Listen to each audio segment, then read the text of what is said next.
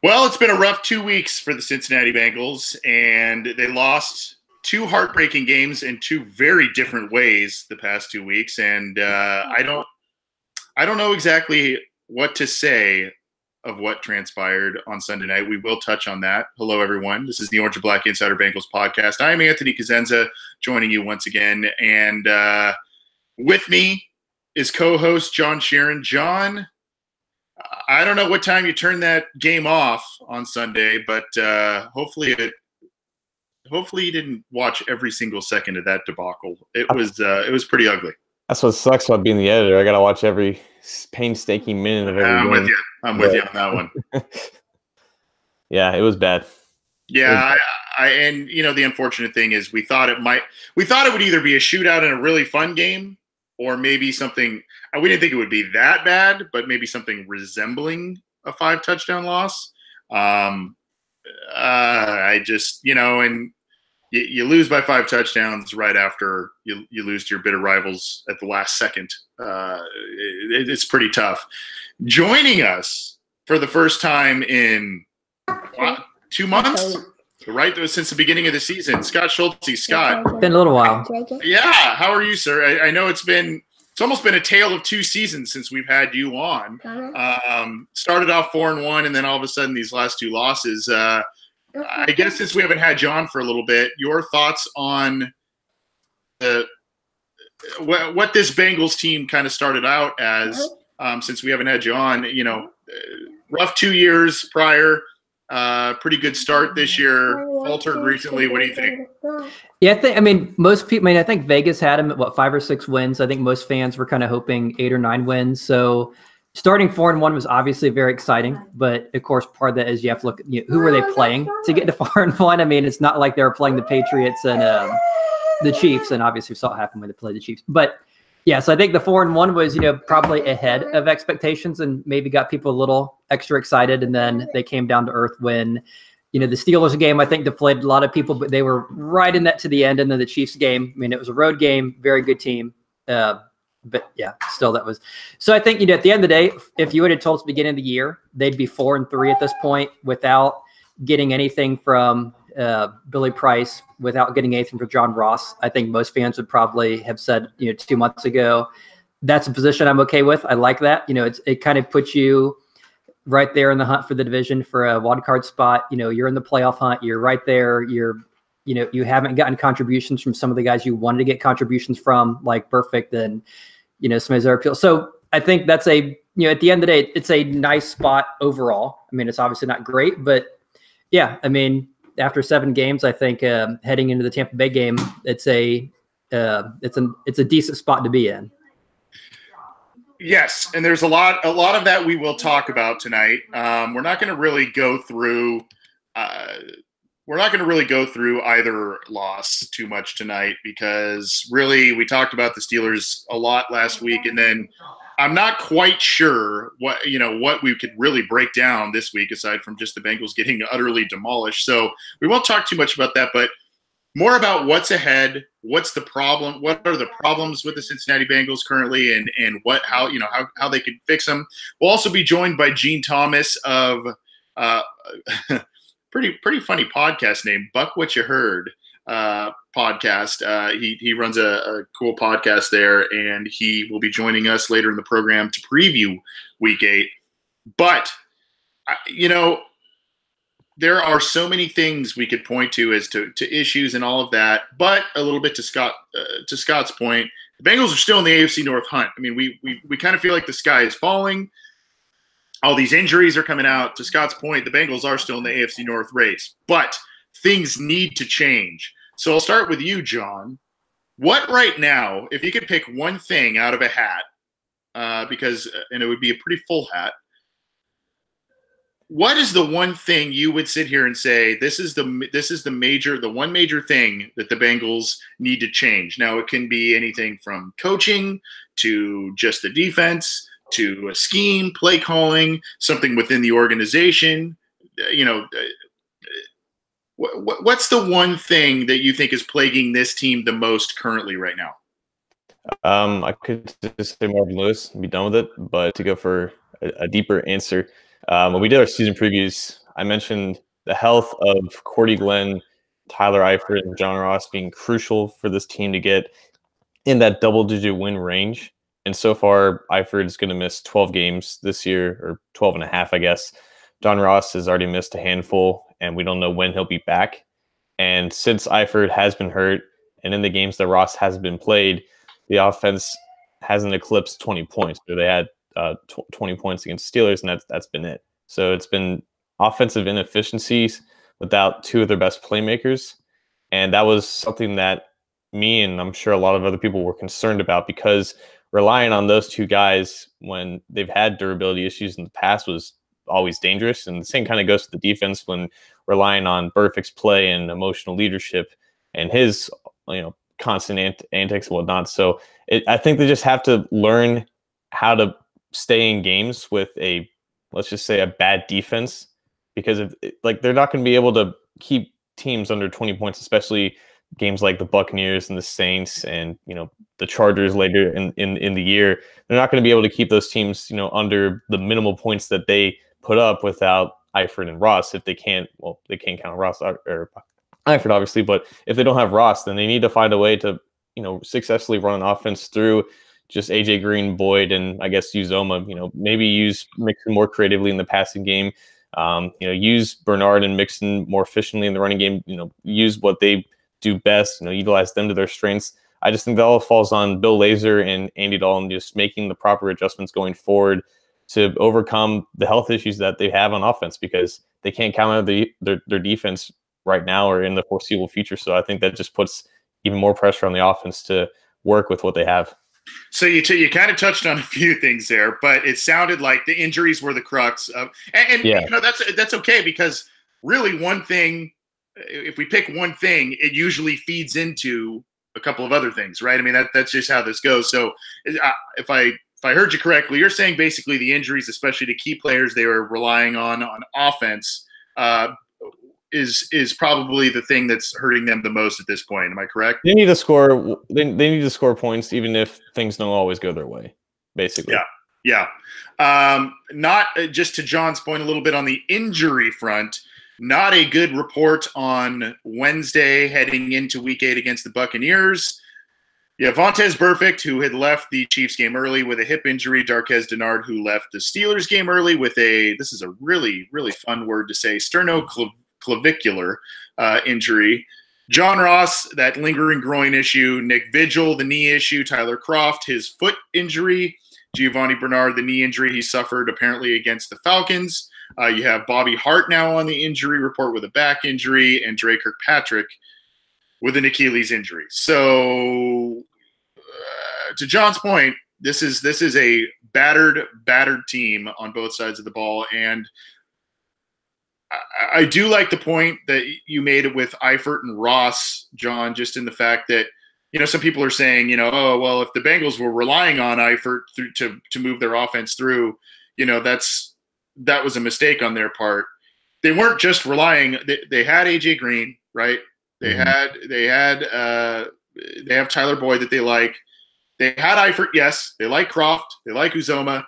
They like Gio provides a lot of stuff, and then they liked Ross. So they were relying on all of those guys, and 4 of those names are not currently available and haven't been available for a while. So to those people saying, well, if they were just relying on Eifert, then they were making a mistake. No, they were relying on about 6 or 7 guys at the skill positions, and 4 of those guys are currently unavailable. So that's not good. Scott, your one aspect that you think is plaguing the Bengals the most at this point?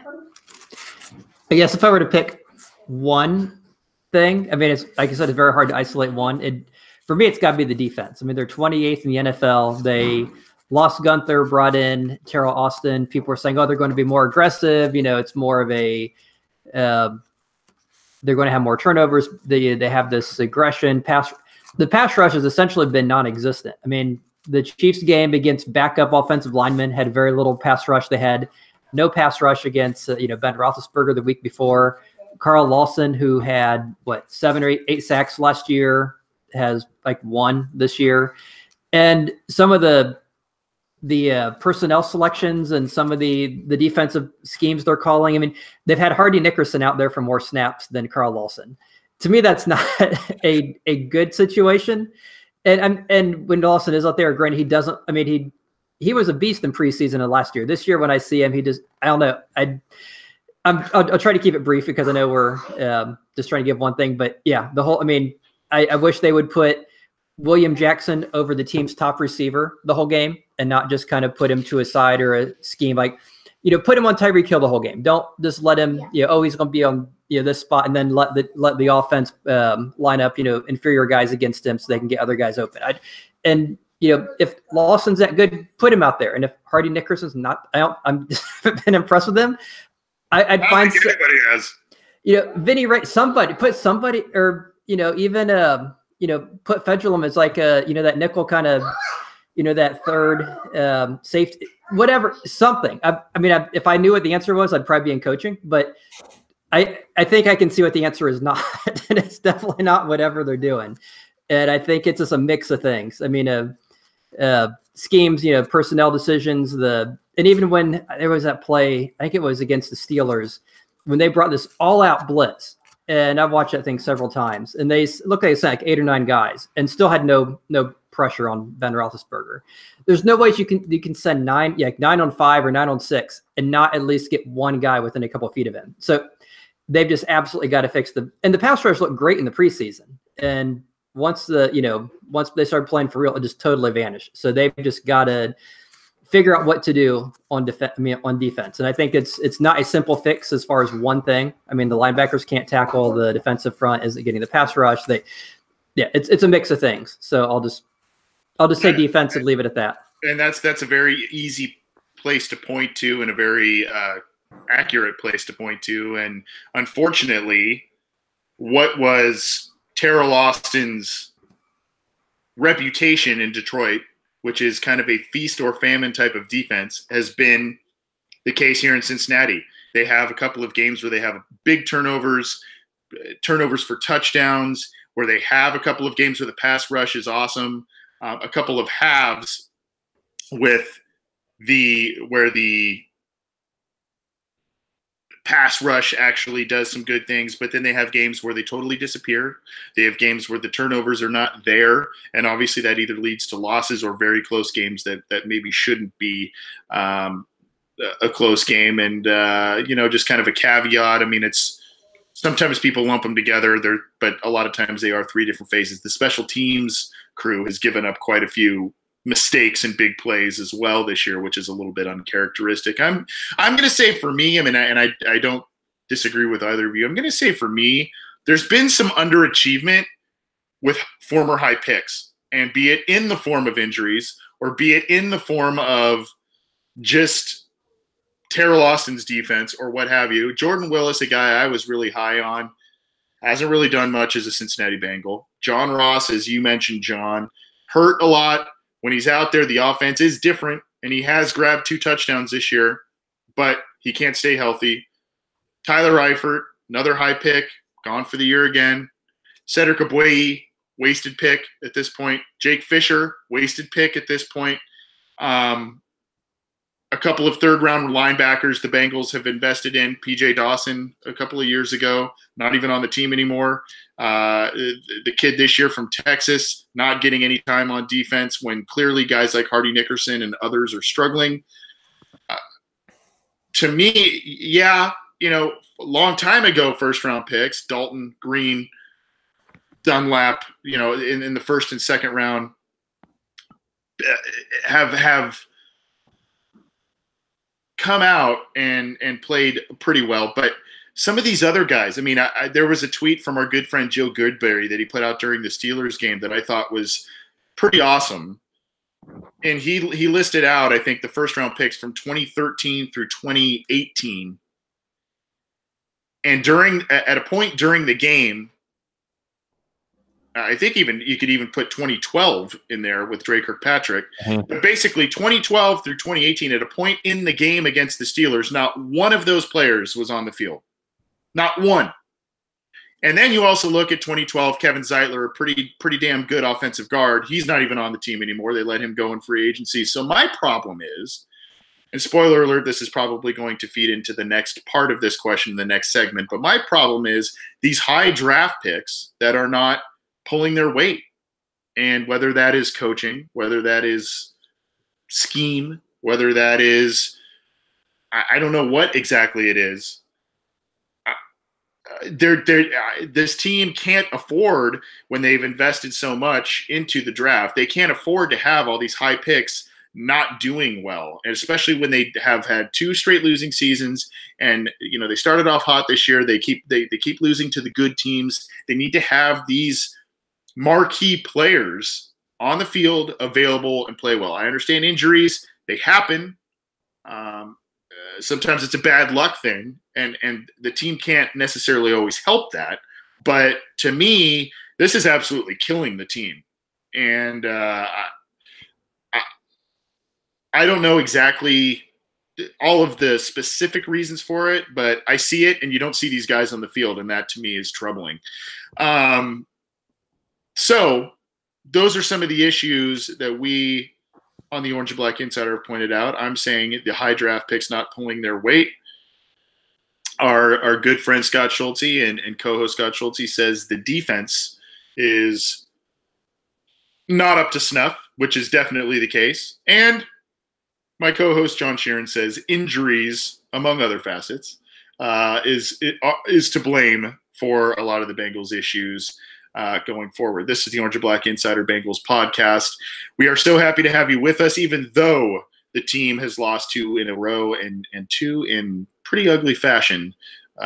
We're still happy to have you with us, and we're still happy to be talking Bengals with you weekly on this program. You can get this show on iTunes, Stitcher, Google Play, on CincyJungle.com. It's on Art19, and of course, you can get it on YouTube, and you can subscribe to those channels. Please do. We're on Twitter at BengalsOBI, and get in touch with us. We're going to take some listener questions later in the program. We do have Gene Thomas from the Bucwhatyaheard podcast. I wish I was as creative with our podcast name as he was with his, because that's a pretty cool name. To preview Week 8 with the Buccaneers, we're looking forward to having him on in just a little bit here. John, so what's the fix? You're saying injuries. What's the fix here? And if you want to say there's another fix outside of the injury issue, that's fine. But if you're going to stick with injuries, is it, hey, that medical staff still isn't up to snuff? Hey, they're not scouting players, the right players, or they're not doing their due diligence on some of these players who have had either previous health issues or what have you. Or is there something else where you're saying that's where the Bengals got to go? I don't know, man. Like to your point, most of their first round picks have had their fair share of injuries, and I guess that's not specifically a Bengals issue. I guess it's more just a random luck thing. Like specifically like Darqueze Dennard, William Jackson, like maybe even Drake or Patrick. Like none of those guys had injury concerns in college, and then all of a sudden they miss significant time here and there, and it's just kind of the nature of the game, I guess. But like from what I said about the offense, I just think that you just got to be able to find a way about spreading the ball around a little bit more efficiently, because you're not going to have that guy in John Ross for the foreseeable future to spread the defense out and keep them on their toes a little bit. And maybe that's continuing to do what AJ Green does best right now, and that's using him out of the slot. It's it's getting Mixon maybe lined out wide a little bit more. Like I said earlier, is running Mixon out of keeping Mixon in the shotgun for runs, because that's where statistically he does better, even if he didn't quite work out against the Chiefs. When Giovanni Bernard comes back, you can run him under center because he's one of the best backs in the league in doing that. We can still pound the table about Christian Westerman over Alex Redmond at right guard, and we can still talk about, hey, maybe putting Billy Price at right guard over him, because Redmond has just been constant liability and pass protection there. There's just a multitude of different things that we just need to see Bill Lazor and Lewis, work together and adjust accordingly, because as we know, under Lewis, things are pretty stubborn during the middle of the season, and they don't typically make any changes, or if they do make changes, they don't make the right ones. And it's kind of just the overall theme with successful teams under Marvin Lewis is that he's usually carried by his offensive and defensive coordinators. And when they were doing well, we praised Laser and Austin, rightfully so, because both of those units were playing very well under their leadership. And when they've been terrible the last 2 weeks, we've both put blame on both of those guys because of, different issues. So I just think it really comes down to, are they worthy of the praise that we gave them earlier if they can, overcome unfortunate things, because this is the NFL, and the Eagles last year won the Super Bowl without their starting quarterback and left tackle. I'm not saying that Bill Lazor has to be Doug Peterson and Frank Reich in that case, but if this team is serious about contending for the playoffs, which I don't think any of us believe they are, they have to show it in these next couple of weeks with all that's going on. Agreed. Mike Brown, the owner, has been a guy who obviously has said that he wants a championship, and Marvin Lewis has said the same, but the actions don't match the words, unfortunately, sometimes. And they tease us, they get close, but they get to the playoffs at times, but then they fall on their face, and unfortunately, it's in big games like the last two that we've seen. So, pretty difficult to see, and like you said, they're just very, very questionable decisions. Scott, your one big fix for the team on this 2-game losing streak, based on what either your reasoning or anything we've talked about so far. I guess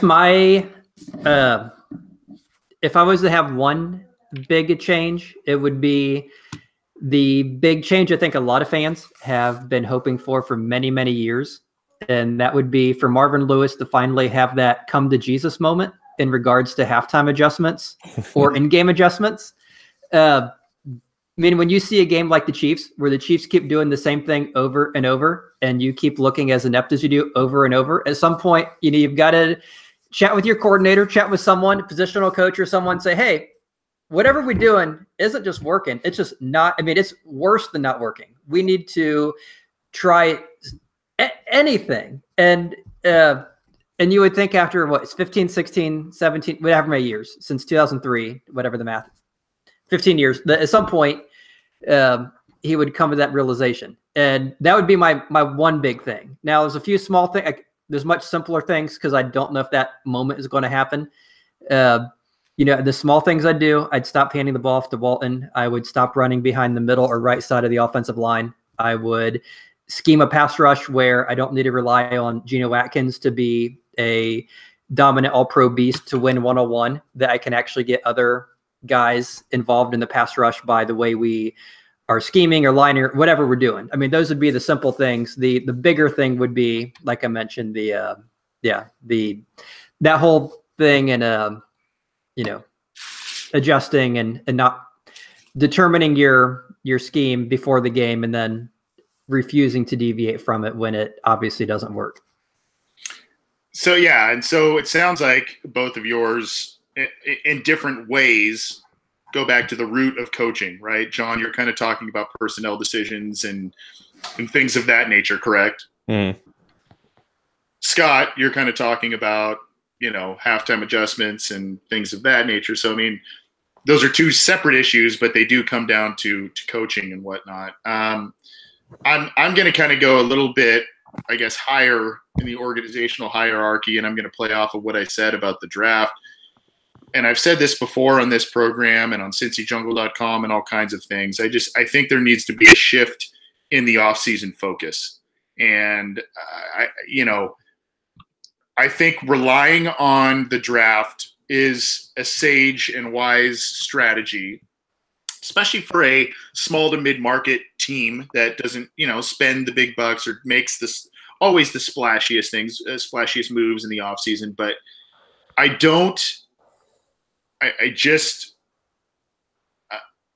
I can't see the value of what they're doing when their first round picks and even other, third round picks and things of that nature are not either they're not on the team, they're not producing or, whatever, or they're injured. That's not bearing fruit. And then you have other issues where the Bengals hoard these compensatory picks, and the compensatory picks aren't bearing fruit. So, you sit here, and there was a commenter, I can't remember who it was, on a post today on cincyjungle.com. It might have been on one of the things I put up. I can't remember, but basically he outlined the compensatory picks and who they grabbed, and it was like, whoa. I mean, there's nobody there that has made an impact. And not only do they grab the compensatory picks, but they don't really maneuver. And now, granted, that's a new thing that you can maneuver with the compensatory picks, but they don't even really maneuver that much with the picks that they have. So when you sit here, my thing is, and I put this in writing, when you really focus on the draft and you really hoard these picks, you, number one, need to basically hit on a higher percentage than most teams do, because they're not doing much in free agents, outside free agency. So you need to hit on a higher percentage than most of these picks, and you have to properly develop them, and then you have to keep them. So for a while, and including the past couple of years, the Bengals have done okay in keeping a lot of their guys, but there was that stretch in 2016, 2017 where they lost a core group of guys, and it really set them back. So my thing is you got to either, if you're going to really still keep that draft-centric mindset, you got to either add a bunch of scouts and really do your due diligence on what you're doing in that respect, and move around, be flexible to move around to get the impact player that you want.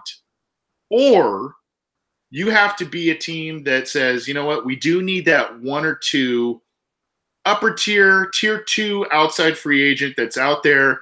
Then kind of do the rental deals that we normally do, and then supplement that with the draft process that we've normally done. They're putting all of their eggs in one basket, and it keeps turning around and biting them these past 3 years. And I don't see it. It was a commenter on Cincy Jungle. I found the comment. These are basically every compensatory pick, I think, since 2011 that they put out, or in recent years. These are the guys: Reed Fragel, TJ Johnson, Marquise Flowers, Lavelle Westbrooks, Paul Dawson, Marcus Hardison, Ryan Glasgow, JJ Dealman, and Mason Schreck. A lot of quality guys there. So, I mean, that's what you're keeping these picks for, I guess. Meanwhile, Damon Harrison's getting traded for a 5th-round pick. Right.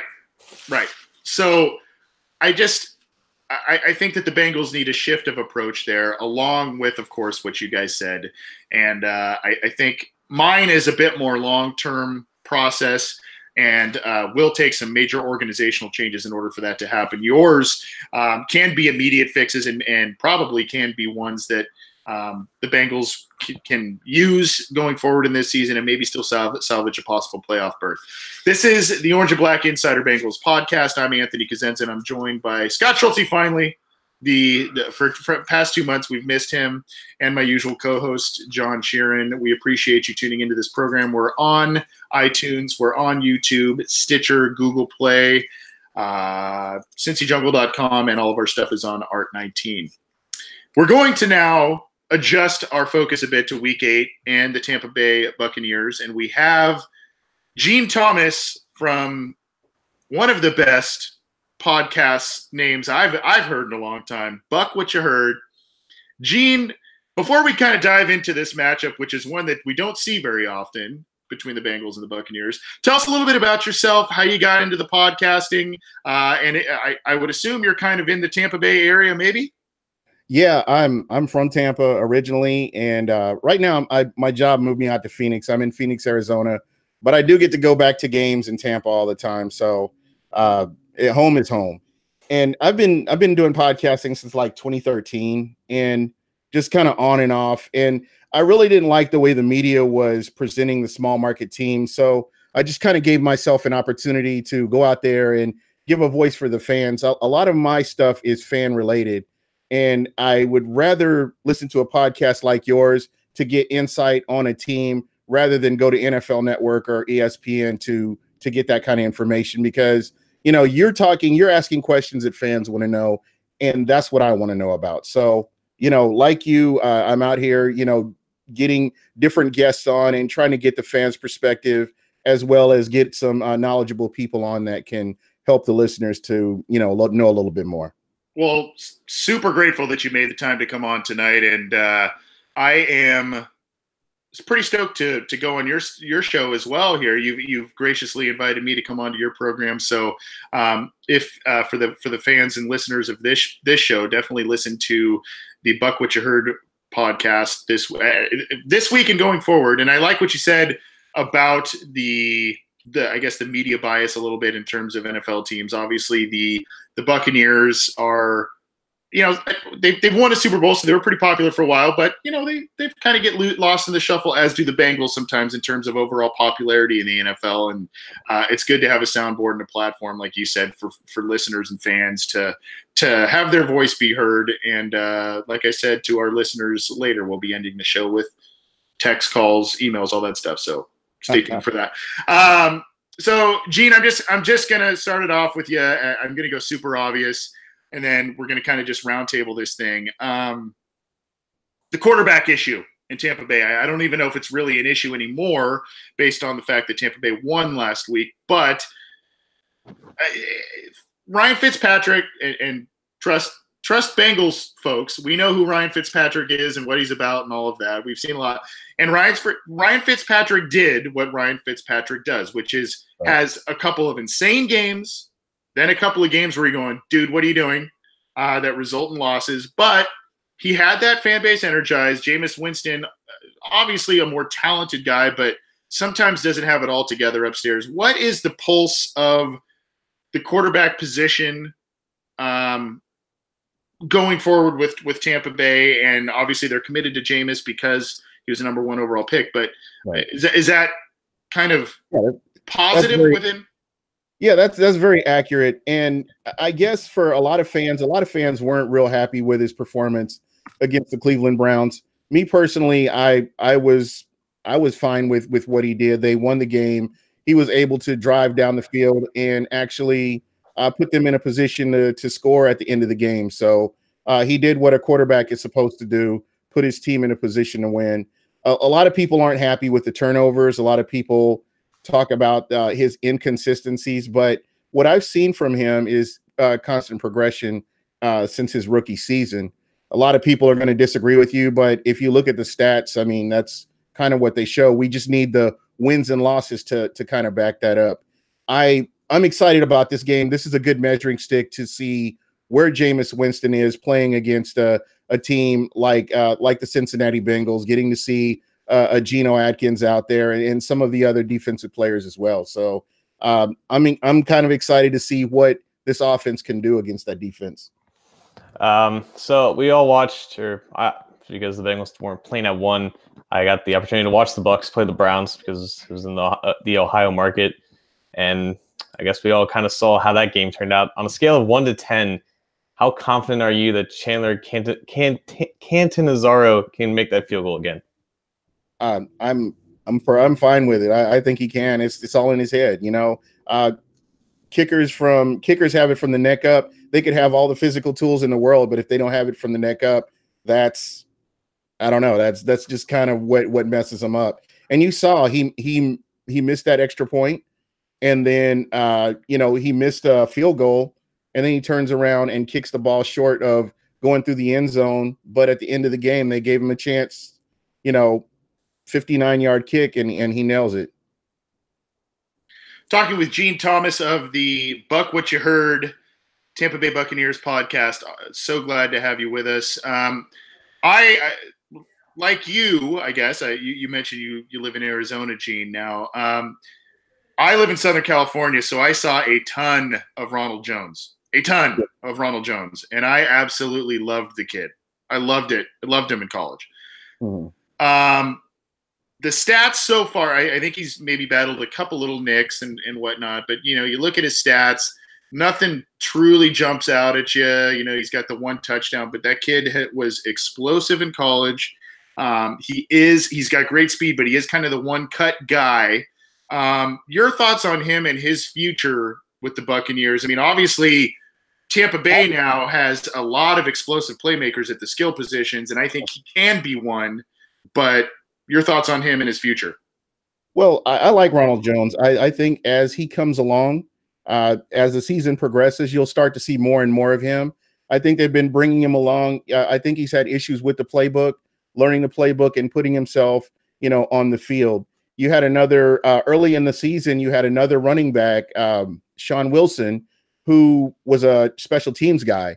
And Ronald Jones is, not a special teams guy, and with USC, as you know, they're not assigning those running backs to go out and block or, Right. pick the blitzes or anything like that. So he's learning a whole nother facet of the NFL. And I think he's coming along very good, where he's able to catch passes out of the backfield, which now is like a prerequisite for running back, is you have to have some kind of hands, coming out of the backfield for a lot of these offensive coordinators.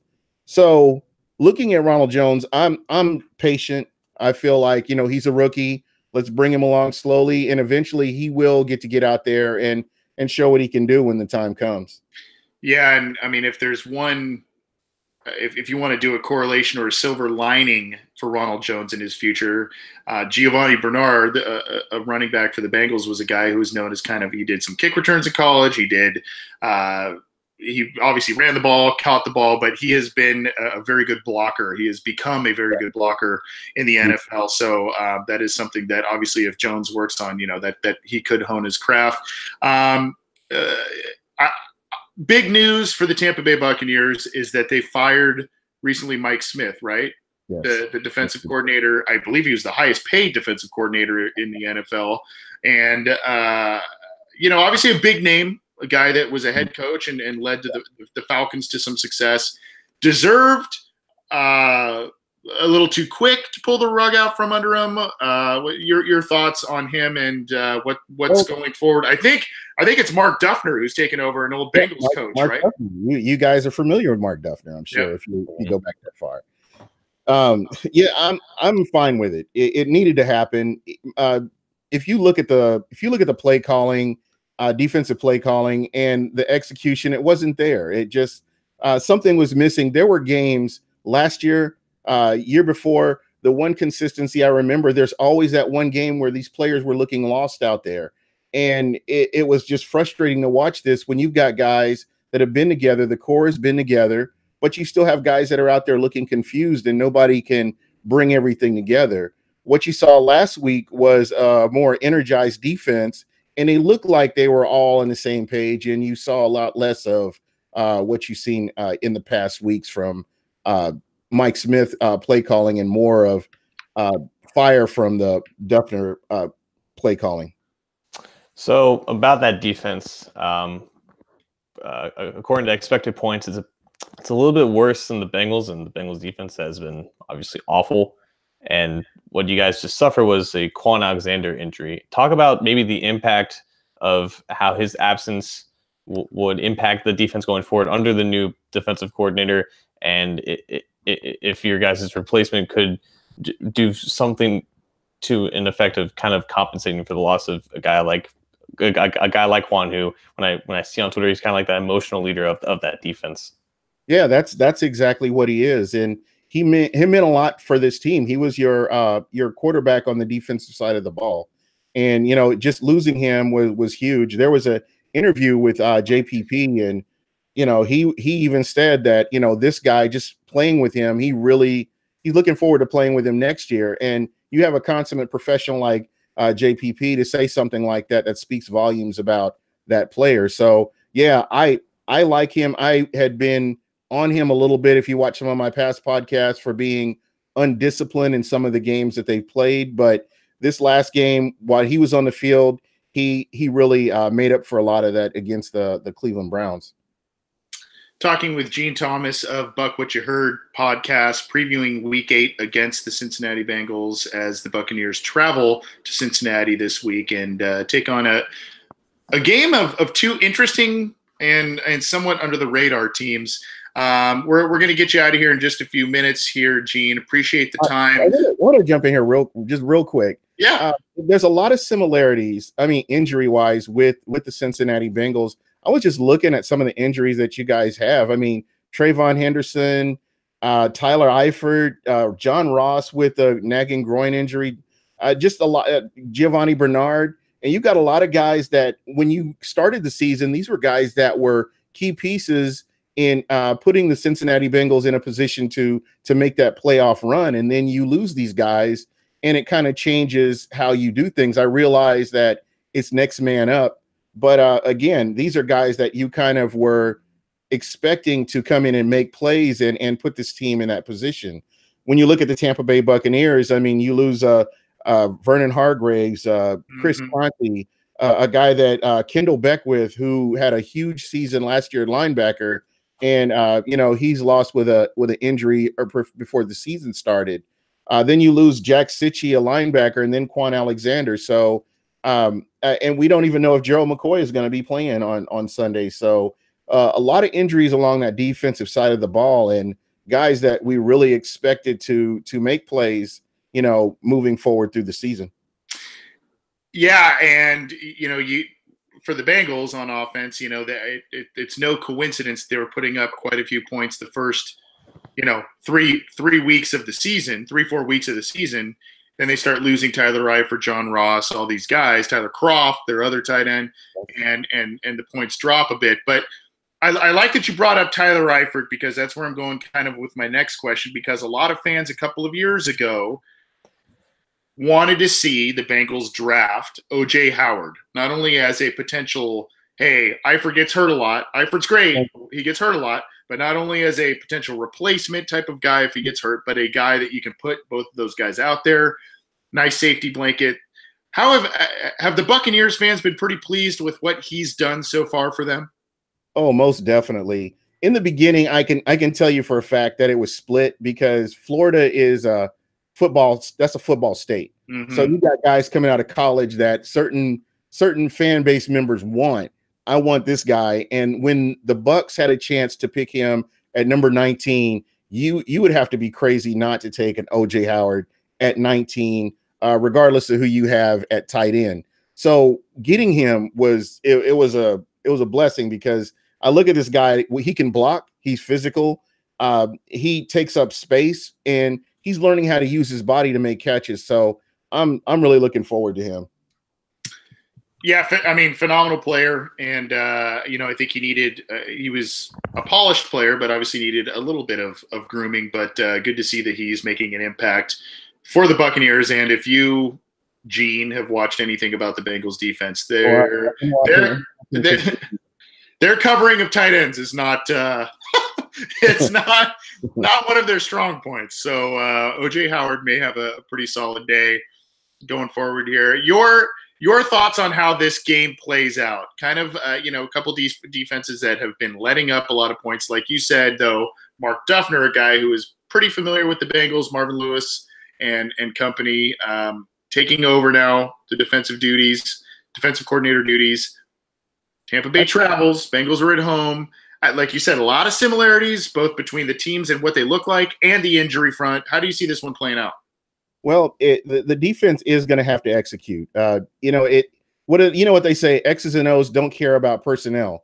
So you got to go out there. Whatever play is drawn up, you have to execute. You can't be out of position or put yourself in a position where you mess up the rest of the defense. So they have to go out there and play. They have to get pressure on the quarterback.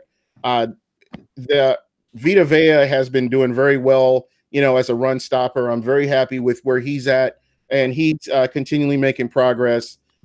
Jason Pierre-Paul is another guy. You have to account for him at all times, and he can get to the quarterback. So the linebacker core, even though you're missing a Quan Alexander, you do have a Levante David and some of your other linebackers as well. So there are players out there that can make plays. And again, it's going to be up to the Bucs to get those stops and get those 3 and outs and get the ball back to the offense. So that's going to be the key. And when you come back to offense, Jameis Winston, you got to cut out the turnovers. You can't have penalties. And again, on the offensive side of the ball, these guys have to catch the ball. Chris Godwin, Mike Evans, Cameron Brate, OJ Howard. These guys have to go out there. Deshaun Jackson. These guys have to go out there and catch those balls. Yeah, obviously Mike Evans and Deshaun Jackson are the two bigger names, but I like that Chris Godwin kid. He can play, man. I watched a couple of nice grabs he made last week against the Browns as I paid attention to that game before the Sunday night debacle that we got to witness. Gene Thomas with the Bucwhatyaheard podcast. Thank you so much for coming on. Just tell our listeners how to get in touch with you and at least follow you this week and maybe even into the playoffs if Tampa Bay makes it that far so they can kind of keep in touch with you. I love talking football, so you can reach me at Bucwhatyaheard on Twitter. That's normally where I hang out and get some of my mindless tweets, or eventually. Sometimes I do actually talk about football, but I do engage with everybody. So if you follow me, I'll follow you back. Awesome. Well, our pleasure having you on, man. I appreciate you reaching out, and yeah, super stoked that you're part of this program, and enjoy the game this Sunday. It should be fun. It could be fun. A lot of points, probably, right? Yeah, that's what I'm looking forward to, man. Like I said, it's a measuring stick to see where the Bucs are. Yep. All right. See you later, Gene. Appreciate it. Awesome to talk to Gene Thomas there. Really, really stoked to have him on this program, and he brought some awesome knowledge. Like I said, not a team that the Bengals face a lot, so there's not a lot of familiarity there going forward. This is the Orange and Black Insider Bengals podcast. We are so excited to have the live listeners with us, and we are so grateful for you downloading this program, even if it's after the fact. If you can at some point join us live, we would love to have you join us live. We're usually on Wednesday nights. I do want to say this. We may have a little bit, just a preemptive, we may have a little bit of a scheduling issue next week because it's Halloween, and I have a little guy, and Scott has a little guy. So we may have to go take those guys out trick-or-treating. So we may do a Tuesday or Thursday night podcast. We'll try and work around that. It is the bye week, so hey, we're gonna kind of be a little lax next week too. But that doesn't mean we won't have much to talk about. We'll still have stuff to talk about. But just gonna let you know we might not record Wednesday night live next week. It might be a Tuesday night or a Thursday night at this point. That's probably what we're looking at. So keep it to @BengalsOBI on Twitter for the information on that. Or if you just don't hear about it, it'll be on the feed, and you can continue to download this program as you usually do on iTunes, on YouTube, on Stitcher, on Google Play, at CincyJungle.com, and at Art19. So appreciate all of that. We're going to get to some listener questions. You can call or text in 949-542-6241, 949-542-6241. And we will try and get to your questions as we can, call or text. We do have an email question already that was sent to us from our a regular listener of ours, and quite apropos because it's from Michael Myers, as we are on the precipice of Halloween. Michael Myers has an email that says, "Hi," it's a little lengthy, so I'm going to try and get to the meat of it. "Hi, Anthony. Just wanted your opinion on this, and no, it's not due to the loss of the Chiefs, but more about the past few seasons and an article I read today. Could we see another exodus like the Raiders are doing anytime soon?" Now, in case you missed it, both the Raiders and the Giants appear to be in fire sale mode. Could we see a mass exodus of players? We've seen the Bengals do this already with Chad, Carson, TJ in 2010. The Raiders have given up, but did acquire 3 first-round picks in the next 3 years. He mentions the Browns. Could we see Andy Dalton, Green, Burfict, Kirkpatrick, and others be on the outs due to age and a season that is not looking good? not to mention Marvin's lack of success. So I'm going to tell you this. Gino and Carlos Dunlap will probably not be in this conversation because they just signed extensions this offseason. But there are other stars that could be. And you never know.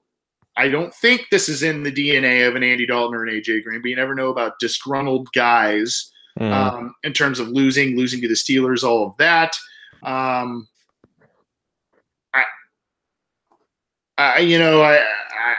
don't think the Bengals are usually conservative. They don't really do that, but if they get an offer on the table and they see it declining, the thing is Carson wanted out. Their hand was forced there.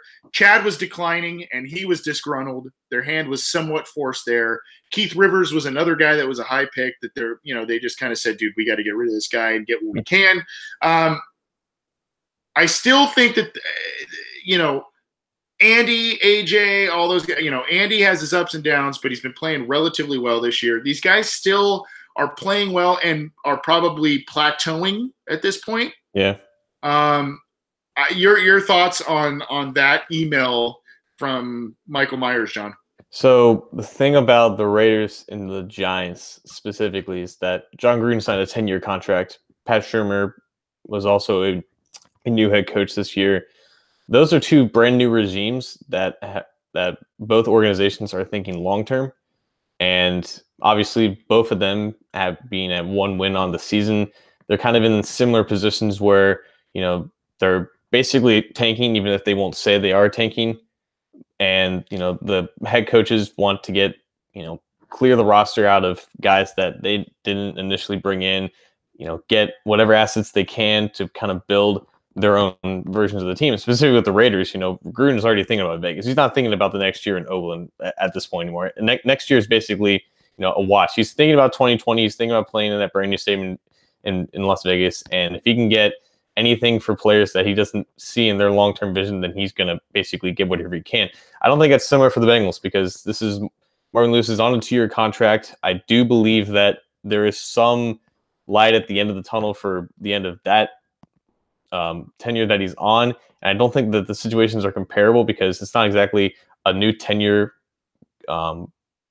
ahead of Marvin, and these are kind of still his guys. So I don't think the situations are quite comparable. And plus the Bengals don't really do this often. So I just don't think that it's likely to happen because of those reasons. Yeah. And the key phrase there, his guys, quote unquote. And I think when John Gruden took over the Raiders, even though Khalil Mack's a stud, he didn't draft him, all that kind of stuff. And I think he felt as if he got a big loot there and didn't, couldn't pass it up. Whatever. Amari Cooper, they got another first-round pick. Scott, I don't know if you heard the entire email from listener Michael Myers, but basically the crux of it is, could the Bengals be engaging in a fire sale at some point? Now, they're in kind of a tricky window because the trade deadline's on the 30th, and the Bengals are still 4-3 right in the mix of the AFC North, whereas the Raiders, one of the teams mentioned, and then we mentioned the Giants and other teams that are engaging in fire sales. They're not in the mix. They're collecting picks and trying to get as many high picks as possible. But could we see at some point, if this team goes 6-10 or what have you, could we see this team potentially trade some of its stars, AJ Green, Andy Dalton, like they did with Carson, Chad, etc.? I'm going to say no for 2 reasons. One would be just the simple fact that I just don't think they are creative enough to do something like that, to intentionally. They don't seem to have the mindset. I mean, John mentioned earlier as far as like them trading and using picks like within the draft, and they just don't seem to have that mindset of thinking beyond. Okay, we grab our picks, can't think of the word right now. Compensatory picks. Yeah. I just don't see them having the forward-thinking mindset to say, "Hey, let's think a little forward." The reason I don't see it is because both Marvin Lewis and owner Mike Brown are on something of a ticking clock. Mike Brown is an older man. His brother has passed away at a younger age. His dad passed away at a really young age. I would have to assume he probably feels he's not going to be around for another 80, 90 years. And I think that's part of the reason why he's kept Marvin Lewis, because he kind of knows I don't want to have to go through that rebuild. I want to try to get a championship while I still can. So I don't see him blowing it up, doing anything, replacing coaches, anything crazy. And obviously Marvin is on he's kind of stayed beyond where he probably should have, but I don't see him doing anything either, because unless you're on a 10-year deal, like, you mentioned with John Gruden, where you have that security, without that, that job security, there's really nothing, there's no benefit for you to tank for the next guy. You're not going to, no one's going to say, yeah, I'm in this temporarily, I'll go ahead and tank, so you can get a bunch of picks and get a bunch of future guys that the next guy can win with. Usually, coaches aren't that altruistic. They tend to be a little more selfish as far as what can I do, build my legacy, build my wins, even if it doesn't help the future, because I'm looking at right here, right now. So for those reasons, I would be very surprised to see them do anything more than just like one random trade. Yeah, and the 2010 and 2011 draft classes have really shaped the success of the Bengals in recent years. Kevin Zeitler was a successful guy in the 2012 draft, and Eifert had his moments. Perfect has had his moments, but even though he was undrafted. But really, those first two classes have netted the most stars. Those 2010, 2011 classes have netted the most stars. And as we mentioned earlier, the other high picks have not really pulled the same weight as those picks. So if the Bengals do engage in a fire sale, they sure as hell better get guys that can impact the game right away. We do have a call on the line. It is from our good friend John from Kentucky. First of all, thanks, Michael Myers, for your email. And John from Kentucky, how are you, sir? Hey, thanks for taking my call, Anthony. And you guys do a great job on this podcast. Thank you. And hey, this weekend, this is going to be a good game coming up against Tampa Bay, because the Bengals are not strong enough right now to dominate Tampa Bay. I don't think Tampa Bay is really going to come into Cincinnati and embarrass the Bengals. I think we're going to have a really close game, maybe a really wild game. So I think it's going to be very entertaining. And bear in mind, too, we got humiliated by the Chiefs, but we had just played Pittsburgh. And normally, after we've just played Pittsburgh, the game after, we don't do that well. How many times have we gone to the playoffs and we just played Pittsburgh the week before and Baltimore, and we're tired, we're half beat up, we look terrible? I mean, this is the AFC North, and the position the Bengals are in, regardless of who owns them or who coaches them, this is a smash-mouth division, and people get hurt in this division. And I don't know why. What's going on? We've lost 3 tight ends. What is it about playing tight end for the Bengals that is one of the most dangerous occupations in the United States? Yeah, I don't know there, John. It's hard to explain, but I think that. You still there, Andy? Yeah. Yes. I don't know there, John. I think that, unfortunately. I think tight end in general is just a dangerous position in the NFL, because you're asked to block a lot of times similar to a tight end, but you're also asked to go across the middle and take some big hits. I mean, Rob Gronkowski, known as the best tight end in the NFL, is on the injury report almost every week and missing games all of the time. So, I mean, I don't think it's just a Bengals thing, but I do think that it's just a dangerous position to play. I do appreciate your upbeat nature, and I do appreciate your good point that you made about the AFC North and what that entails. Obviously, now there's been a Roger Goodell in this last couple of years has made kind of a mandate that schedules pretty much usually end on an important divisional game, because they don't like to see teams do that rest your starters type of thing. They want to see the ratings and all of that. And have games matter until the very last week of the season. So I think that's part of it. But Scott, your thoughts on John's comments? And John, we're gonna get you off the air real quick. Before we do, though, prediction for Sunday. I see a lot, like you said. I see a fun game, but maybe one with a lot of wacky turnovers and interesting plays. Your quick prediction on Sunday against the Buccaneers. will say Cincinnati in overtime, 27-24. Interesting. I like it. Okay. Well, we'll get you off the air, John. I appreciate it. Okay, Who day? John, your thoughts on what John from Kentucky said? Yeah, I think they would do better playing the week after they play the Steelers if they actually beat the Steelers for once. I think it's more of just a morality thing with constant defeat kind of gets you down, and that 1 week turnaround can be sometimes a little bit too quick.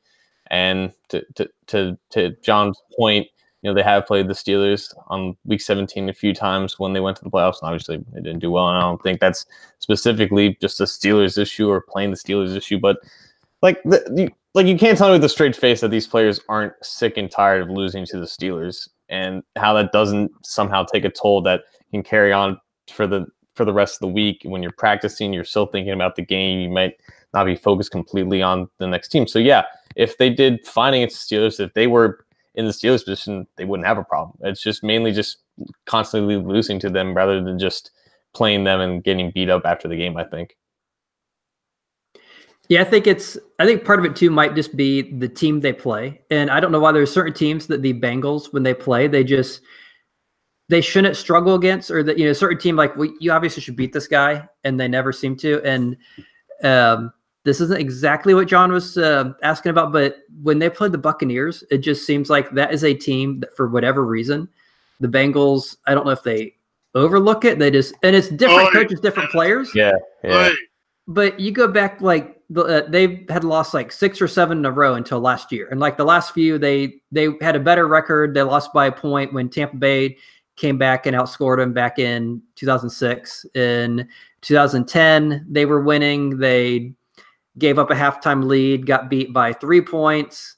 The next time when they played in 2014, the Bengals had a much better record. Tampa Bay was 2-10.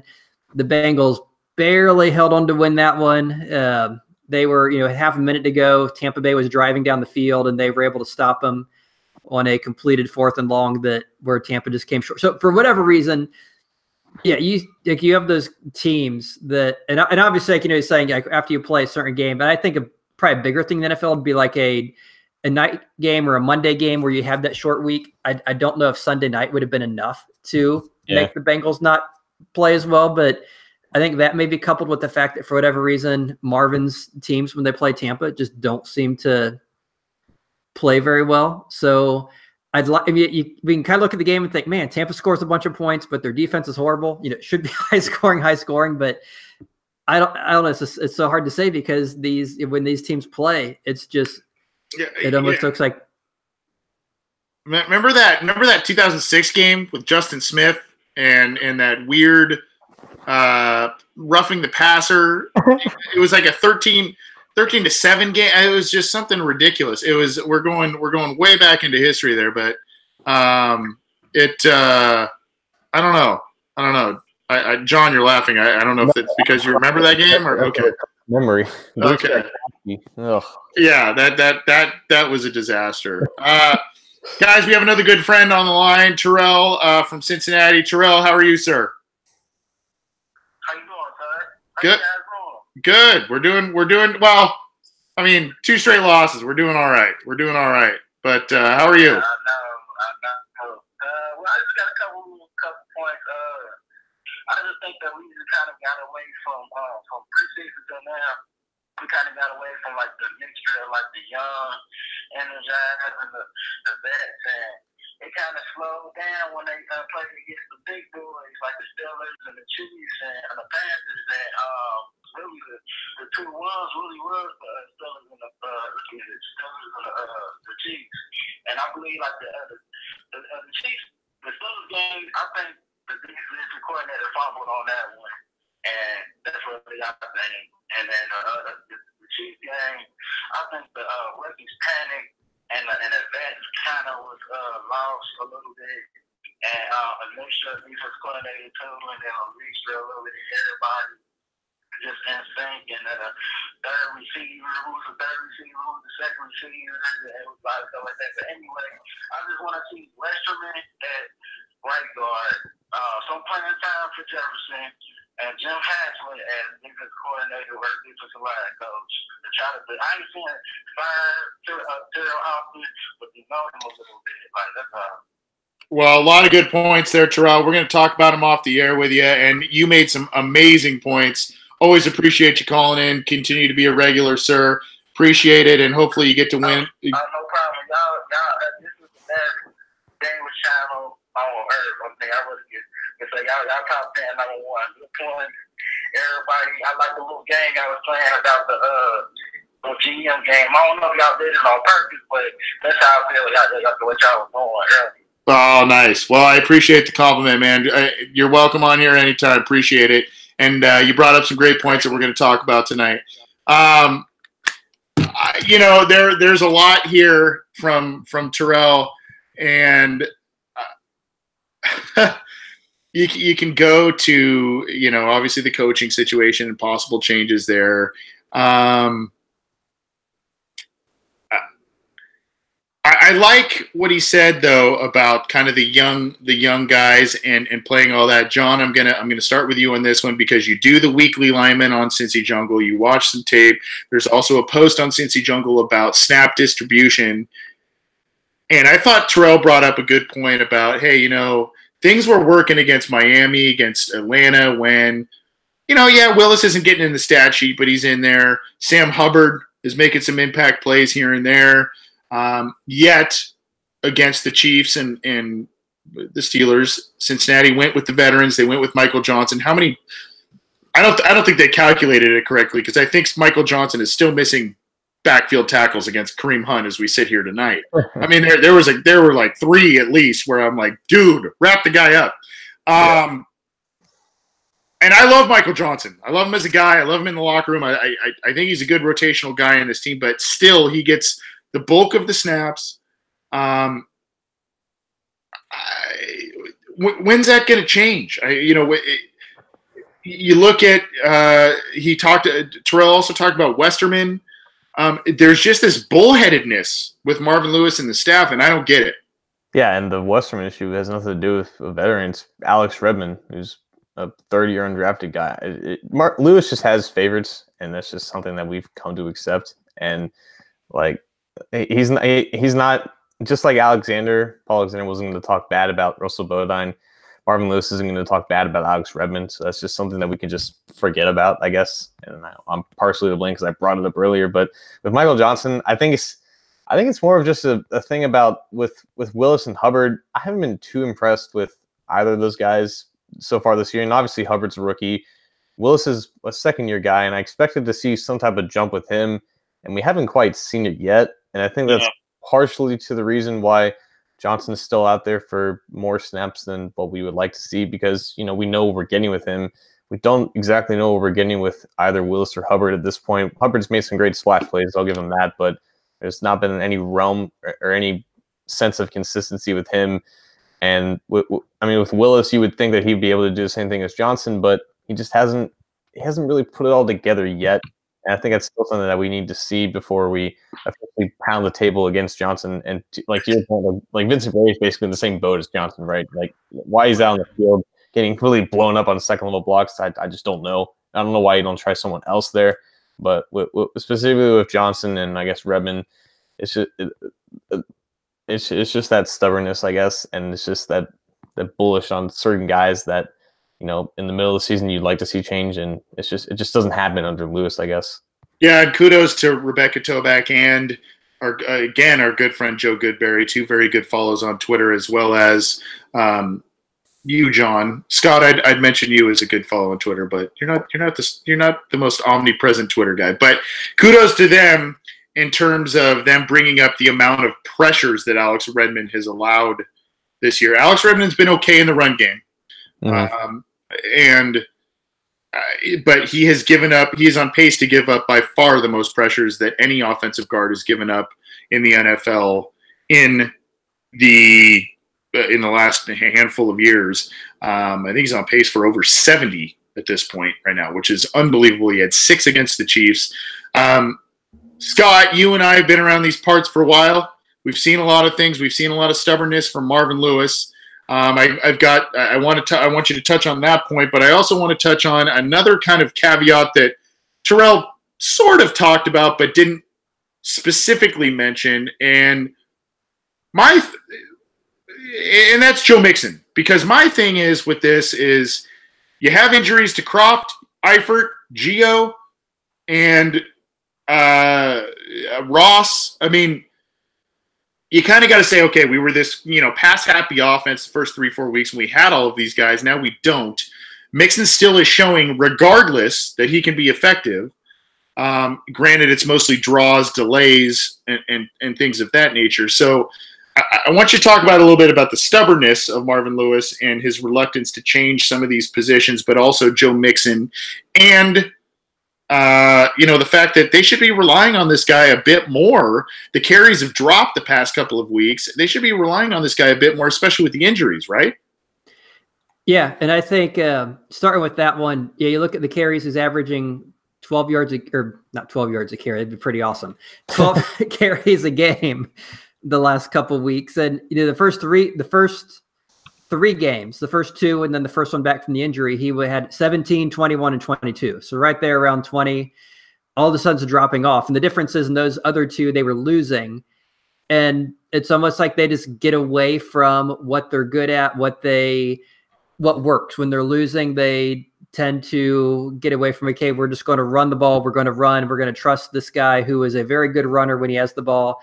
And the Pittsburgh game, he averaged like almost 6 yards a carry. And that's like when they played Pittsburgh last year, when it was early in the year, when he made that comment about how he's outplaying Le'Veon Bell. And in that game, he did. In that game, I mean, he averaged, 6-7 yards a carry. I had 5 carries and didn't touch it again the second half and was upset about it. But it's just sometimes they just kind of get away from certain things that work. And that's kind of something I mentioned earlier about the adjustments. Like, you need to have someone on their staff, either someone who's actually a coach or someone with them that says, hey, kind of slaps them with the wet towel or whatever and helps them get back, reoriented or whatever it is. And then as far as the stubbornness thing, like you said, we've seen that quite a bit with him. And I think many fans heading into the preseason and into the regular season were kind of hopeful that Westerman would get a lot of playing time and get a legitimate chance to be a starter. And that's something that I think from the beginning of training camp, the Bengals were pretty adamant and kind of saying that this guy is not a starter. He's not a starter, even though he was great in preseason. And I know Pro Football Focus said he was great in preseason. And when fans saw him on, in those games, he was great in preseason, and the Bengals were like, nope, it's either Hopkins or Redmond at right guard. This guy is just a backup. And for us who have been around a while, we've seen examples of that in the past. And the one that people who would be on the Westerman camp would be the most likely to call up is the whole Evan Mathis, Nate Livings thing, where whenever you saw them play, it's like, man, this Mathis guy's pretty good. And you watch Livings, like, man, why do they keep running him out there? And they let Mathis go, and he becomes an all-pro. But then there's also other times like Anthony Collins. When he was a Bengal, he was a left tackle. He subbed in occasionally for Andrew Whitworth when there were injuries or whatever. He looked decent. Like, wow, this guy looks pretty good. He looks like a good pass protector. I don't know why they don't put this guy on the line somewhere, let him start. So he hit free agency after his rookie contract. Tampa Bay signs him to a big contract, and Bengals fans are like, grr, cursing it. How dare you let this guy get away? And Tampa Bay, I think, cut him before the year was out because he just wasn't as good as we thought he was. So it's really hard to know with Westerman until they give him a chance. Is he Evan Mathis and the Bengals are just being stubborn and clearly stupid, or is he Anthony Collins and maybe they're seeing something at practice we don't see, and okay, he's good in flashes against lesser opponents or in like little brief periods, but at the end of the day, he's just not the lineman that fans think he is. Yeah, and that's a great point. The Evan Mathis, Nate Livings thing, good God, that was just dude, really. And that's kind of what's frustrating here. You kind of see some things, and I guess this is where both coaches and myself, I really respect Pro Football Focus. I really like the metrics. I really like it, but I don't love it. There are certain things where you kind of go, well, yeah. But, in the case of Redmond, they're counting pressures that he lets up, and he's ridiculous in terms of that. But the Bengals, this is what I don't understand. I think the Bengals really like the quote-unquote nastiness of Redmond, especially in the run game. But then we talk about Joe Mixon not getting enough carries. So if you're going to be a ground and pound team and you want to trot Redmond out there, fine, but run the ball. If you're gonna do that and trot him out there where pass protection is definitely not his forte, the stats show it, then that doesn't make sense to me. There could be a change coming back. Billy Price did practice Wednesday. We don't think he's going to play Sunday. We'll see. But there could be a change where either he or Trey Hopkins could maybe move to right guard. Trey Hopkins hasn't been great at center, but I think he's been better than most people thought. I kind of thought he'd be a borderline disaster. Secondary position, typical Bengals offensive line deal. Let's put a guy into a position that's a secondary position and start him, right?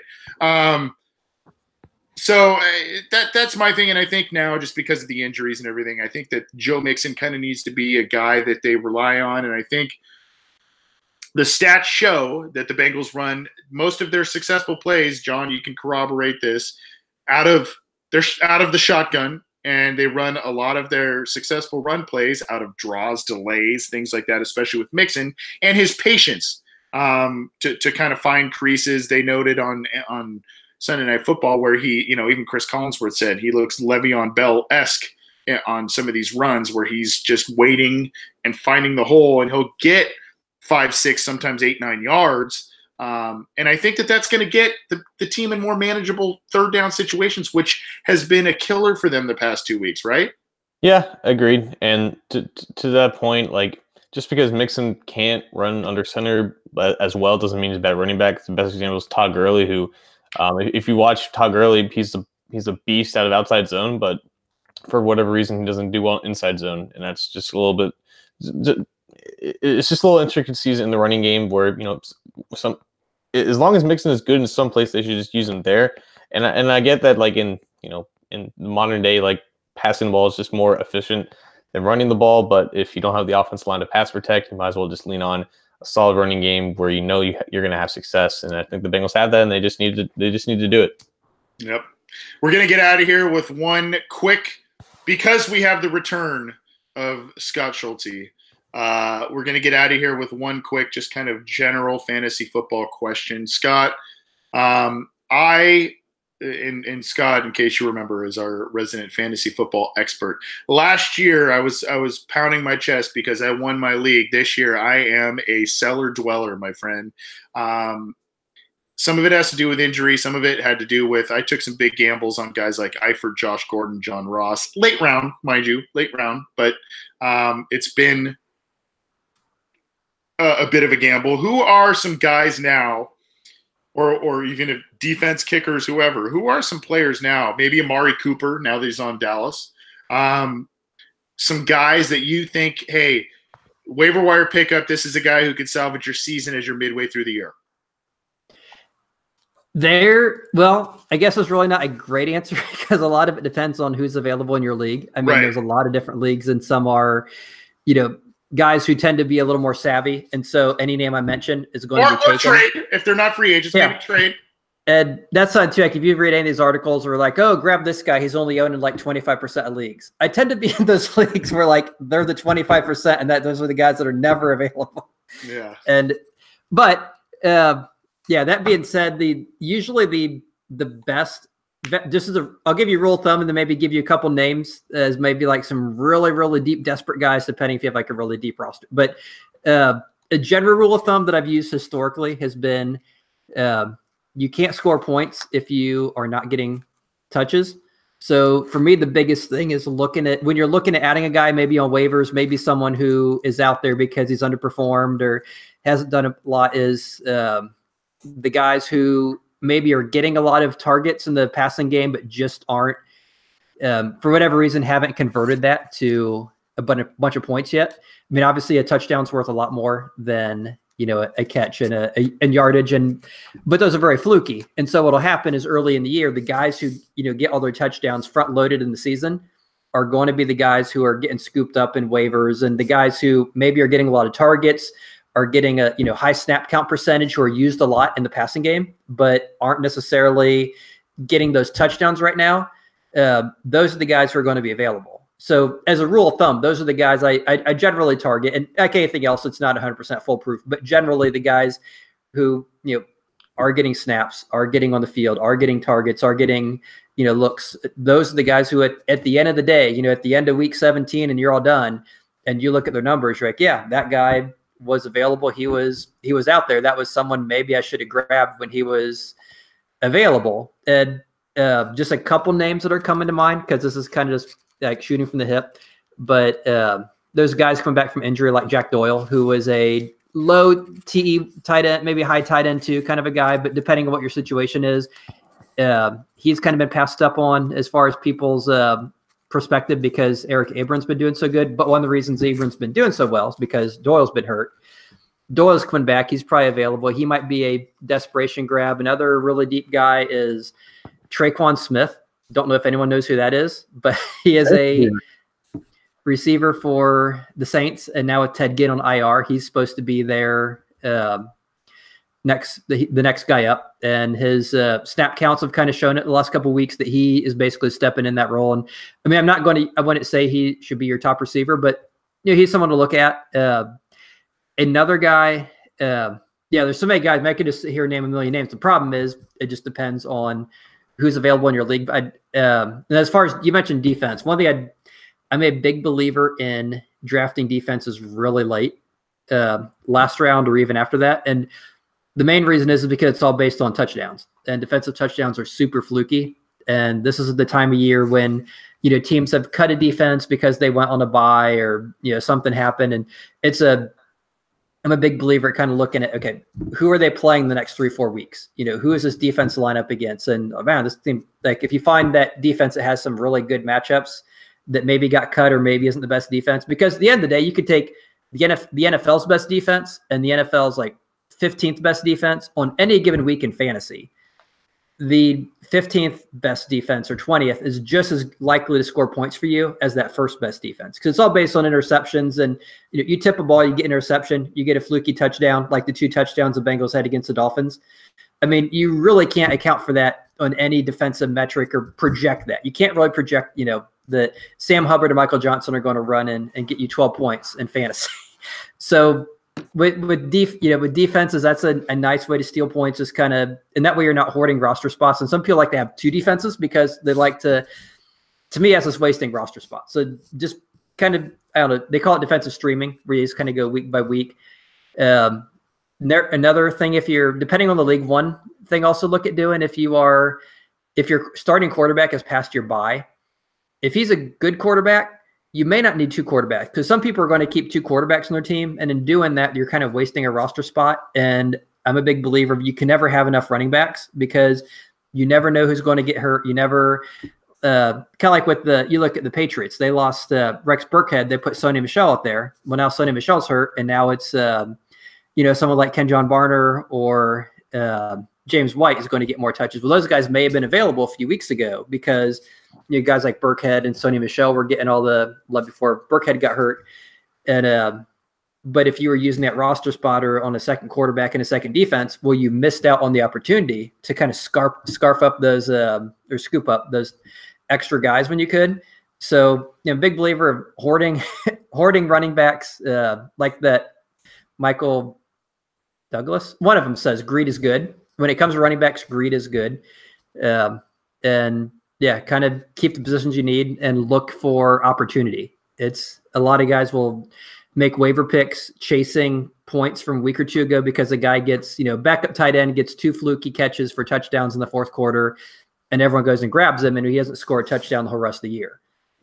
Instead, I tend to chase the guy that, okay, who's the tight end that he got a bunch of looks maybe in the red zone, or maybe he had 7 or 8 targets 2-3 weeks in a row, but it just didn't work out. But this guy is going to get his when it's all said and done. Those are the guys I guess I'd say I'd be more likely to grab. So I guess it's more of a principle than a specific name. Yeah, and I'll say this for me, Philip Lindsay was a good little week 2, week 3 waiver wire pickup. He was a guy that was just floating out there, and all of a sudden I picked him up. So thanks for the fantasy football info, Scott. Good to have you back. This is the Orange and Black Insider Bengals podcast. You can get it on iTunes, Stitcher, Google Play. YouTube, Art19, and Cincy Jungle. You can get in touch with us on Twitter at BengalsOBI. Our thanks to Gene Thomas of Bucwhatyaheard podcast. He was awesome. He brought some great knowledge, and looking forward to this Sunday. Let's get out of here real quick with some predictions, guys. Scott, score prediction for Sunday. Do you think the Bengals right the ship? Aha! Do you see what I said? Nice fun there. As they go into week 9. Hey, don't shake your head at me. Do you think they get back to their winning ways this week, Scott? Yeah, I think Vegas actually has. Well, they're home, but I think Vegas has them a favorite too, because I think most fans. Really? I heard they were a favorite. I didn't know how much, but I think most fans realize that they had that 3-1 start. They're a decent team. I mean, the offensive line hasn't looked atrocious like last year. The team has sparked at moments. The two games, obviously Pittsburgh, they always struggle with Pittsburgh at home. Kansas City is just a juggernaut right now, and the Bengals just were not on their level. So outside of those two games, the Bengals have done pretty well. Tampa Bay is not Kansas City. They're not Pittsburgh at home. So those are kind of the two outliers. And you look at the whole rest of the season, I think Tampa Bay lines up with some of the teams like the Dolphins and the Colts and their teams they've been playing this year, and the Falcons. And so I think it's a team that it's a game they should win. It's a home game. It's a game against an opponent who is not far superior to them as far as the roster or how they've been performing. So it's definitely one I think they can win. I'm going to say they will win. I just don't see them losing 3 in a row. That being said, I'm going to guess it's kind of high scoring. I mean, Tampa's had trouble stopping people, and they've been scoring a lot of points. They've been throwing the ball almost 400 yards a game, but they just can't seem to run the ball. The Bengals pass rush has been kind of non-existent. So of late, I'm going to say they probably air it out. They get hopefully lots of touchdowns to O.J. Howard, who's on my fantasy team, and throw 2-3 touchdowns his way, but the Bengals score some more. And it's just pull a number out of the air. I'm going to say 31-24 Cincinnati. Okay. And, a big difference going into the bye at 5-3 than 4-4, John. And I think a win, even against a, decent Tampa Bay team, not as good as Kansas City or the Steelers, but a decent Tampa Bay team, getting things right would make the fan base calm down a bit. Your prediction this week? Yeah, sure. I'll go with a win. Why not? I just think it comes down to I think Dalton's a better quarterback than Jameis. But I don't think that I think until they put up a lot of points without Ross and Eifert, I'll just predict that they don't go above 30. And I think they're going to win because I think this is just going to be one of those weeks where the defense kind of feasts because they're playing a quarterback in Jameis Winston who was careless with the ball, and they might get opportunistic chances, maybe like a 24 to 19 or 17 win, I think. And I think going into the bye week, they're going to have a lot riding on this. Like you said, and you don't want to go into their at 500 when you could be 5-3. Buccaneers can put up a lot of points, but again, I think that they're led by a quarterback who could be making a lot of mistakes against a defense that is getting a lot of crap lately. So I'll go with a 24-17 win. Yeah, I'll go 24-23 Bengals.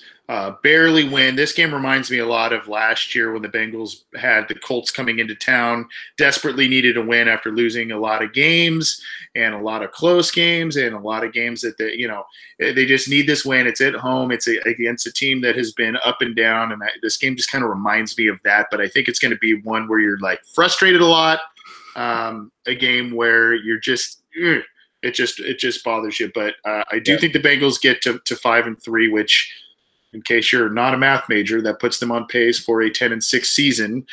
Doesn't mean they'll end there, but if you get to the bye at 5-3, I think that you're in good shape going forward. We're so glad to have you with us. Thank you for tuning in. We're going to get out of here. My thanks to Scott Schultze, who rejoined us. Hopefully you make it a more regular thing, my friend, and to John Sheeran, my co-host as well. Again, get us on all the platforms that we've mentioned throughout the show. Our thanks to Gene Thomas of the Bucwhatyaheard podcast. Go check out his show because I'm about to go on it. So go check it out and enjoy the game this Sunday. Thank you, gentlemen. Appreciate it. Thank you to all of our listeners. We'll see you next time.